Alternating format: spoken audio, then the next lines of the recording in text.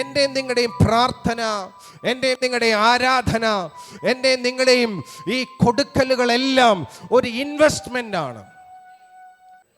ഇതൊരു ഇൻവെസ്റ്റ്മെൻ്റാണ്. ഈ സമയം കർത്താവിൻ്റെ സന്നിധിയിൽ നീ ഇരിക്കുമ്പോൾ ഇതൊരു ഇൻവെസ്റ്റ്മെൻ്റ് ആണ്.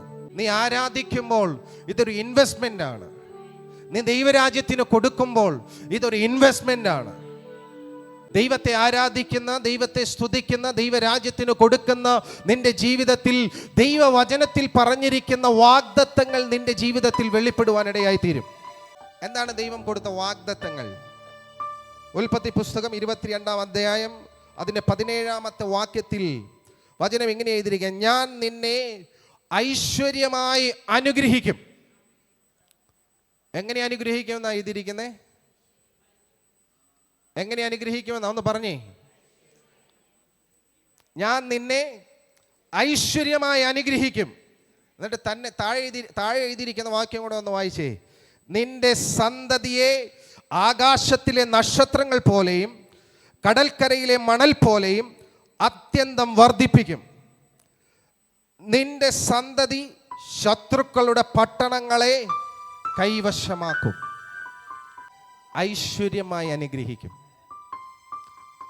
ഇന്ന് ക്രിസ്തു യേശുവിൽ വിശ്വസിച്ചിരിക്കുന്ന ഓരോരുത്തർക്കും അബ്രഹാമിന്റെ അനുഗ്രഹം ക്രിസ്തു യേശു മുഖാന്തരം ജാതികൾക്ക് വരുമെന്ന ദൈവവചനത്തിൽ എഴുതപ്പെട്ടിരിക്കുന്നെങ്കിൽ ഐശ്വര്യമായി അനുഗ്രഹിക്കുമ്പോൾ ഇന്ന് നമ്മുടെ ആരാധനകളും നമ്മുടെ സ്തുതികൾക്കും ഇതിനുള്ള പ്രതിഫലം എങ്ങനെയാണെന്നറിയാമോ? ഇത് തലമുറകൾക്ക് വേണ്ടിയിട്ടുള്ളൊരു ഇൻവെസ്റ്റ്മെൻ്റ് ആണ്. നിന്നെയും ദൈവം എങ്ങനെ അനുഗ്രഹിക്കും? ഐശ്വര്യമായി അനുഗ്രഹിക്കും. നിന്നെയും ദൈവം എങ്ങനെ അനുഗ്രഹിക്കുന്ന ഇതിരിക്കുന്നേ? വാഗ്ദത്തം കേൾക്കുന്ന അബ്രഹാമിനോട് പറയാണ്, നിന്നെ ഞാൻ ഐശ്വര്യമായി അനുഗ്രഹിക്കും. നിന്നെ മാത്രമല്ല, നിന്റെ തലമുറകളെയും ഞാൻ അനുഗ്രഹിക്കും.